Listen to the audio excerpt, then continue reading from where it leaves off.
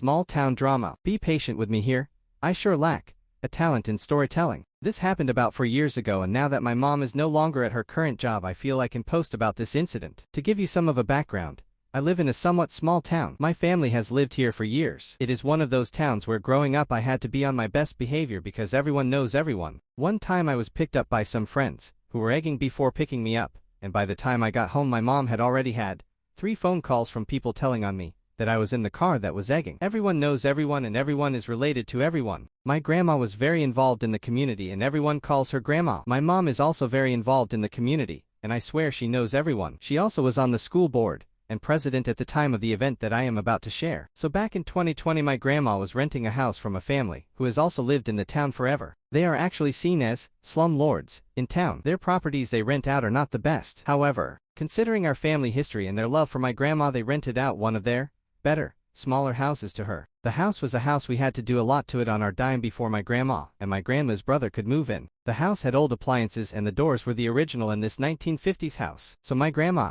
8'6" yo, became ill and it was hard for my mom, 5'9" yo, to get her in and out of the house due to very wet conditions. My mom honestly was having a horrible time getting her to the car. My grandma also had fallen a few times as well. There was a swamp of black slimy mud between my grandma's yard and our only available parking constantly. My mom reached out to my grandma's landlord and asked if she would provide a sidewalk or some type of safe passage to the street. My mom was told that that was city property and she was not allowed to do anything. So my mom reached out to the city, people who we had every reason to believe would care about the safety of my grandma, great uncle, or any other senior citizen. The city said it was a landlord problem and she needed to put in a driveway. Just to add, a lot of the people who work for the city are people my family have known for years and have lived in the town for years themselves. My grandma babysat over half of them. When my mom kept getting the back and forth between city and landlord, and had no luck appealing to the Public Works Committee, she finally told Bob, who is a head of Public Works, she would just take care of it herself. Bob is someone who has been in town for years and is actually distantly related to the landlord. At that point, the mayor,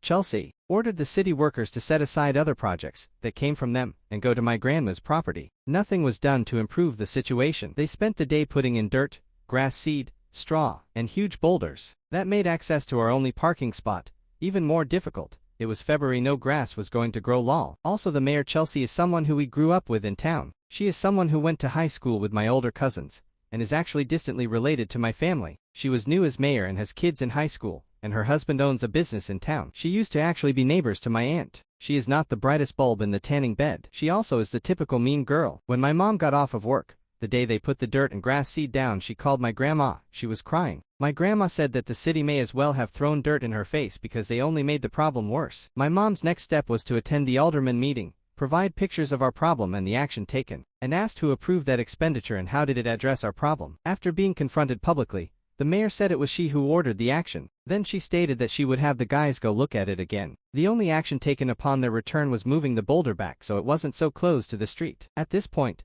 the mayor came after my mom both personally and professionally. I feel the mayor honestly felt threatened by my mom. The mayor also wanted to show off and show she was going to put my mom in her place, I guess. My mom was constantly told she should run for mayor as well. My mom worked at a pharmacy in town. The mayor and her friend, who is our neighbor and my mom's old friend, I live next door to my parents, would call and complain about my mom. My mom said when they would come to the pharmacy to pick up their meds, she would be completely blank and just say what she needed to say and check them out. In the meantime it was election time, and the mayor was up for re-election. The mayor was criticized a lot due to her lack of knowledge regarding codes, policies, and her having multiple conflicts of interest due to appointing her friends and family to committees. Also, she constantly put out posts on FB with many grammatical and spelling errors. It was embarrassing for our town, to be honest. My mom helped her opponent campaign and helped him at the polls. The mayor then wrote some letter and sent it to everyone in town, creating a rumor saying my mom was drinking at the polls when voting was going on. Me and my dad laughed so hard at this one due to my mom having a total of like 5 drinks in her life. Also in the letter they wrote that my mom should not be the president of the school board etc. due to this rumor. The harassment at her work got so bad that my mom's boss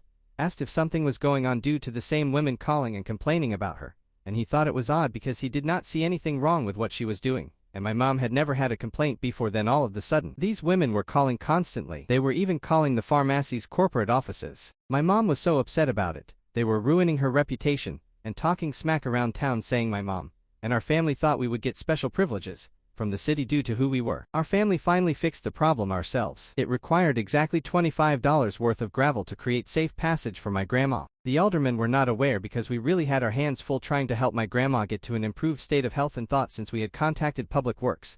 We thought they would have been made aware through city communications. One alderman drove by while my cousin was shoveling gravel. When the alderman understood what was really being asked, he helped shovel the gravel and told my grandma he was sorry. Now, back to when they first moved in. They were granted a contingent occupancy permit due to repairs that needed to be made. It was a good thing because my grandma had been led to believe this property had already been approved and had relinquished her current apartment. However, in the 8 months she has lived there had not been one follow-up visit to make sure any of these repairs were done. So the landlord was not being forced to make repairs. There were so many repairs that needed done. For instance, repairing the back stairs that are the second way out in case of fire. Every time my mom would inquire about a follow-up visit, it was met with a threat to revoke the occupancy permit and make my ill grandma move and become homeless. We had not asked for nothing more than what my grandma and great-uncle are entitled to as tenants. We were just looking out for our family. The mayor turned this into a show of power between her and my mom. I do not know why the landlord is not being made to comply, but we really know why. It is because they are related to the people who are supposed to hold the landlords accountable. We followed proper channels.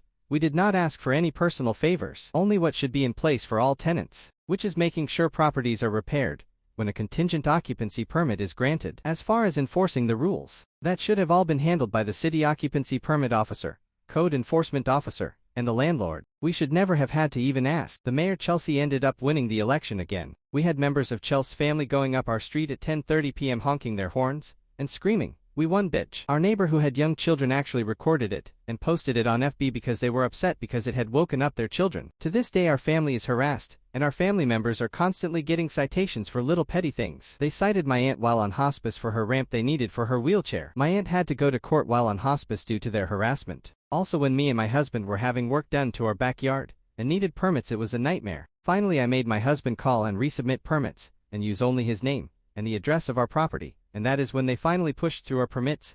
I had not changed my name at the time. Talk about small town drama. This mayor is still the current mayor. Constantly, we see her breaking rules, and she continues to create conflicts of interest for herself. Were we the assholes in this situation? Should we just forget it and move on? Do we have the right to be mad still?